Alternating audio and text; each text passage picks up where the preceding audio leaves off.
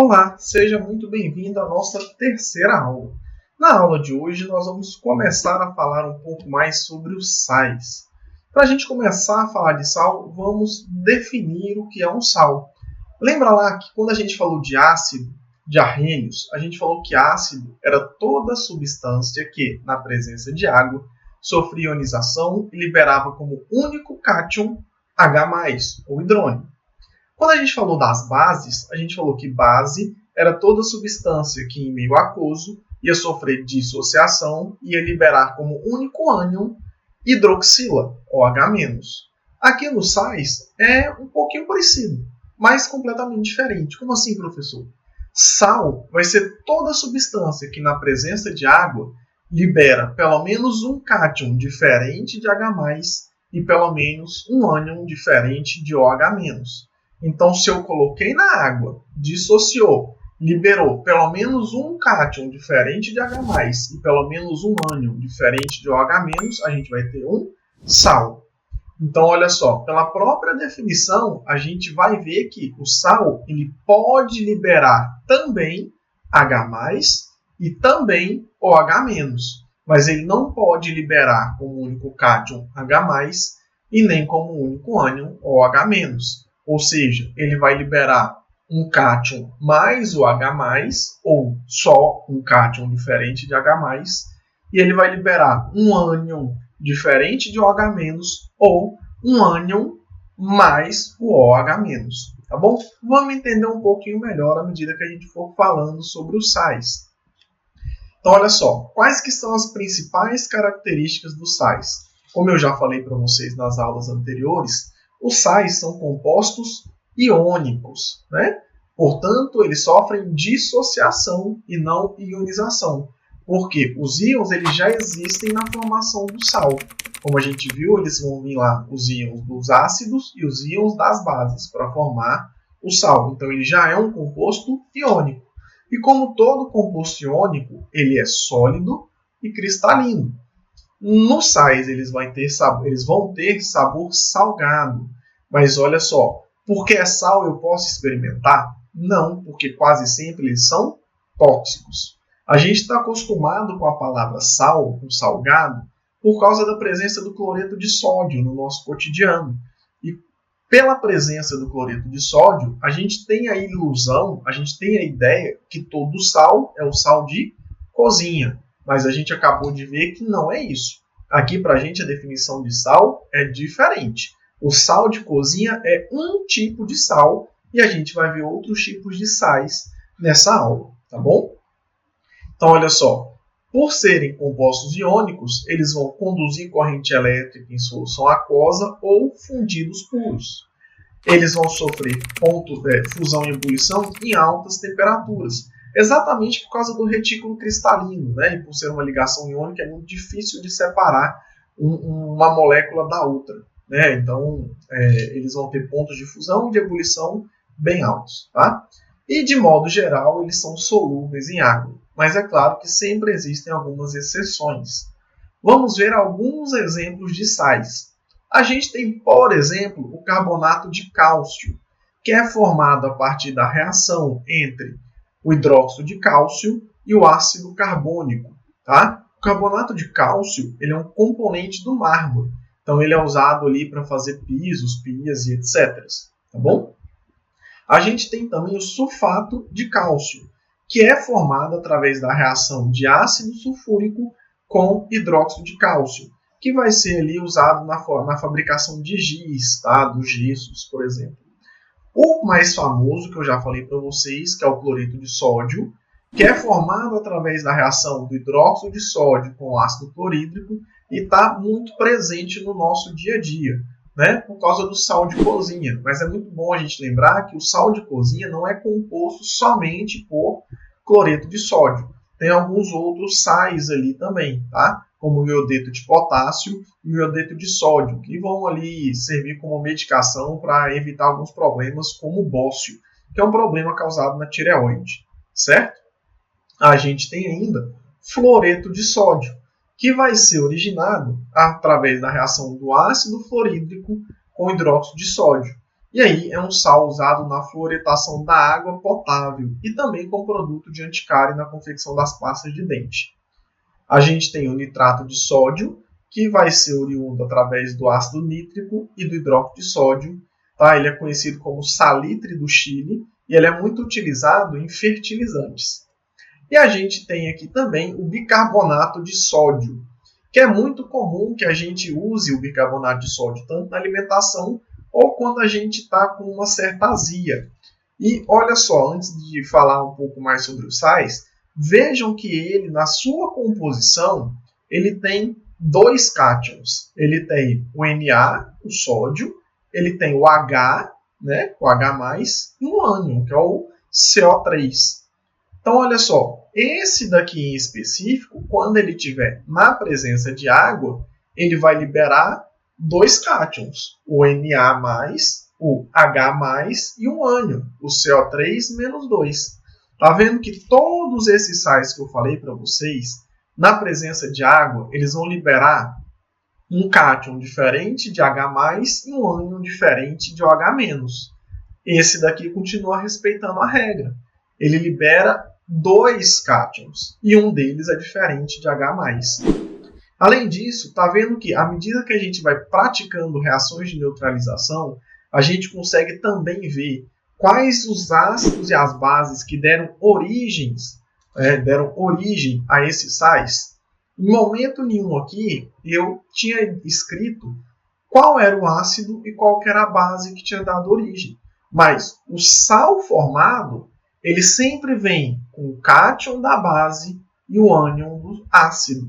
Tá? Então, se eu sei que esse daqui é o cátion da base, que é o Ca, o cálcio, toda a base é o quê? É um cátion ligado à hidroxila.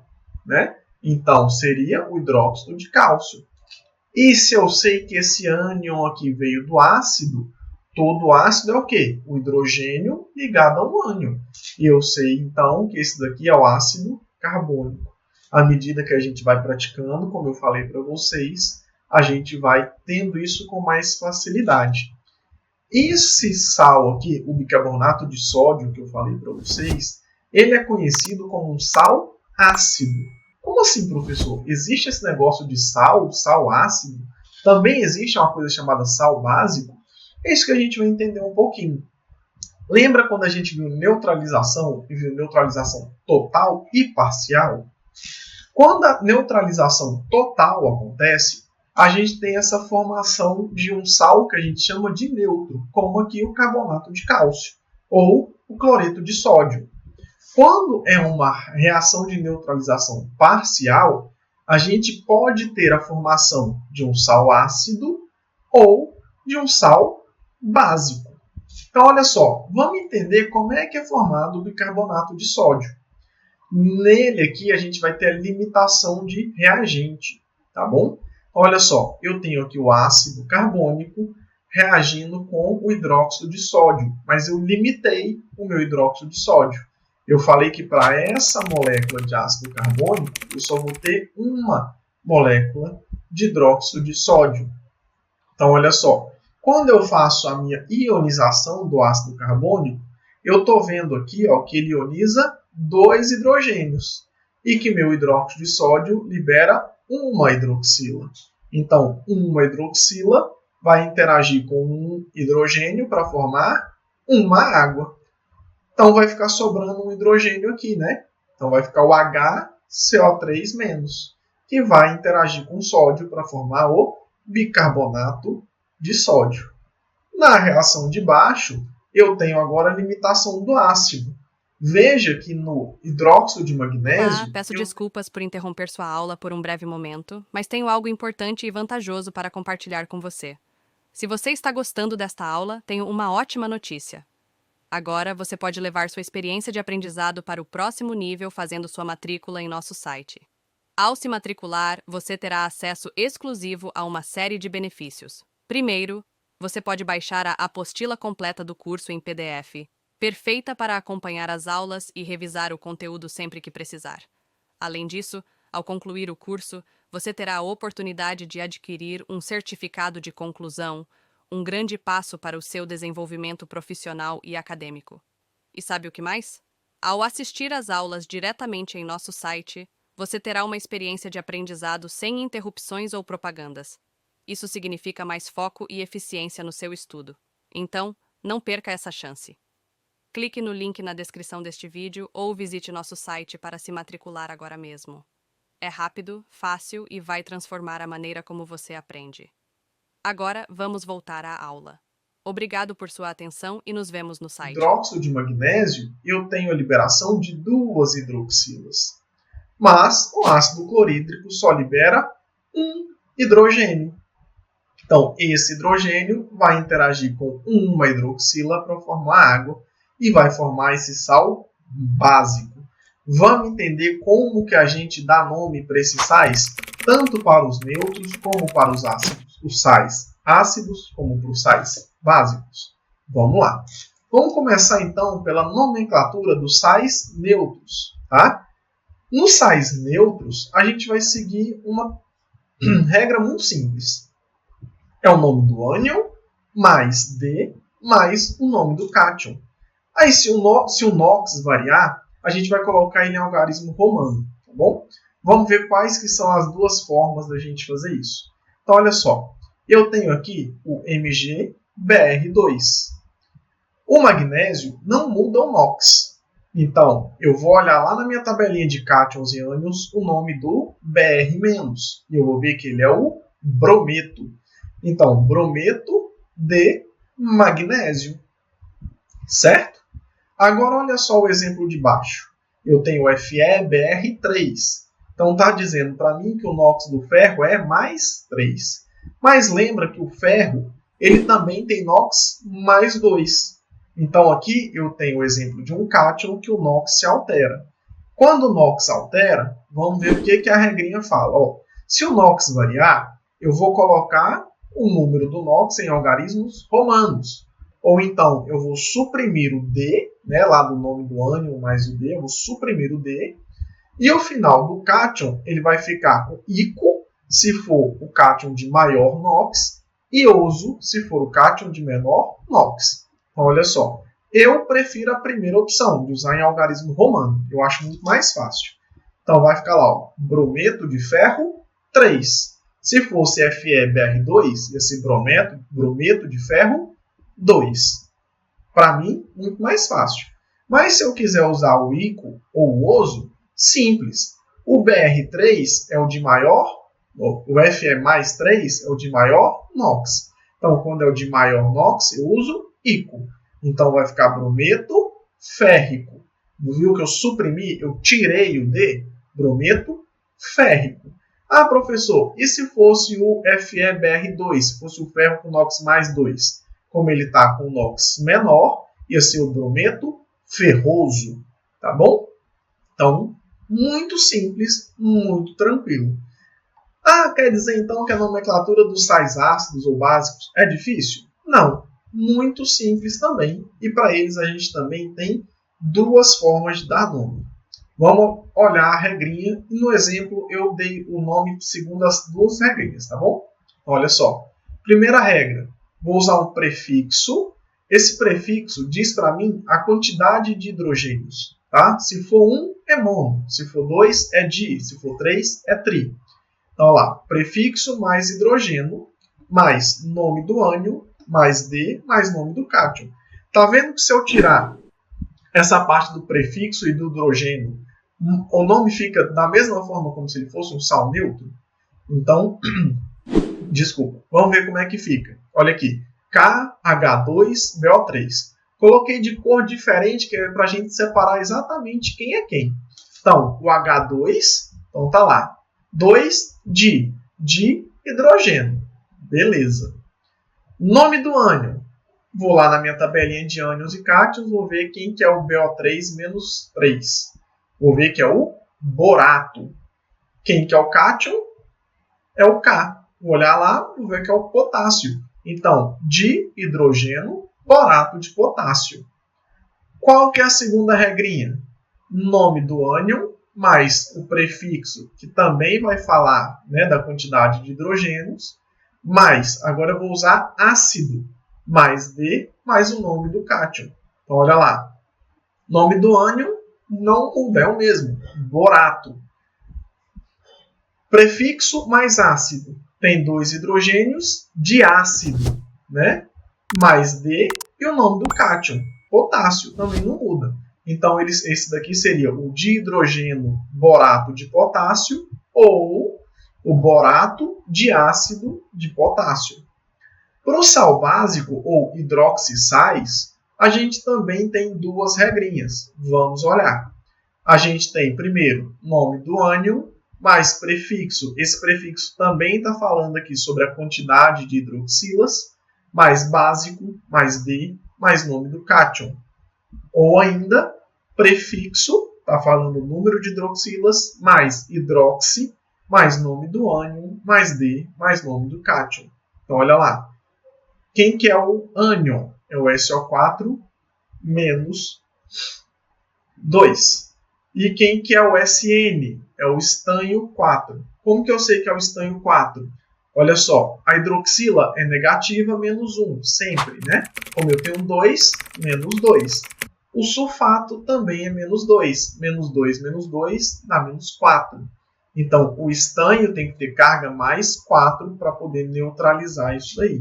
Lembra que o NOx, no final, tem que ser sempre 0, porque as substâncias são neutras. Tá? A carga da substância ela é sempre neutra. Então, olha lá. Então, eu tenho aqui, ó, sulfato, nome do ânion. Prefixo mais básico. Como é 2, dibásico. D e o nome do cátion. Estanho 4. Lembra que o estanho pode ser mais 2 ou mais 4. Por isso que ele está aqui em algarismo romano. Ou ainda, vamos lá, prefixo mais hidroxi. 2, então, de hidroxi. Né? Lembra que o hidroxi vem da hidroxila. E depois dá nome para o sal normal. Sulfato de estanho 4. Se eu não tivesse essa hidroxila, ele ia ser o sulfato de estanho. Tá? Ou sulfato de estanho 2 ou sulfone de estanho 4. Nesse caso aqui é o 4. Como eu tenho hidroxila, lá no final, no início eu coloco hidroxi. Quantas hidroxilas eu tenho? 2. Então é dihidroxi, sulfato de estanho 4. Pessoal, peguem bastante exercícios de nomenclatura de sal. Vocês vão ver que à medida que a gente pratica, eles vão ficando cada vez mais fáceis. Comecem pelos sais neutros, tá? Que é só o nome do cátion e o nome do ânion. Muito tranquilo. Olha lá, peguei lá uma série de sais. Como é que eu vou dar nome? Vou lá na minha tabelinha de ânions, joga na internet, tabela de ânions e tabela de cátions. Tem. Achei lá, tabelinha de ânions. Lá tem todos os ânions que eu vou poder encontrar. Peguei o sal, pego o nome do ânion, coloco. Sempre começa pelo nome do ânion. Brometo, cloreto, fluoreto. Tá? Depois dou o nome do cátion. O nome do cátion a gente já está mais acostumado a usar do que o nome do ânion. Tá? Então, geralmente, magnésio, cálcio, ele vai ter o nome do elemento. Muito dificilmente ele vai mudar. O que vai mudar, geralmente, é o nome do ânion. Eu espero que essa explicação sobre os sais tenha deixado um pouco mais claro para todo mundo. Pega o material de apoio, dá uma lidinha, volta na aula sempre que você achar necessário, assiste de novo essa aula, porque isso é um conteúdo muito importante e facilmente ele cai no Enem e nos vestibulares. Então, sempre que você puder, sempre que você tiver com dúvida, volta, assiste, lê o material, que eu tenho certeza que você vai ter sucesso no que você estiver procurando. Na próxima aula, a gente vai falar um pouquinho sobre os óxidos, tá bom? A gente se vê, até lá! E aí, tudo bem? Estou passando apenas para deixar um recado bem rápido para você que acabou de ver essa aula e que gostaria de assistir a todas as aulas desse curso. É bem fácil, basta você clicar no link que está na descrição deste vídeo ou acessar www.novacursos.com.br. Fazendo sua matrícula em nosso site você terá acesso a todas as aulas desse curso e mais centenas de outros cursos, além de poder fazer avaliação. E caso você queira, poderá estar adquirindo o certificado com um valor bem acessível. Esse foi o recado que eu queria dar, aguardo sua matrícula. Até breve!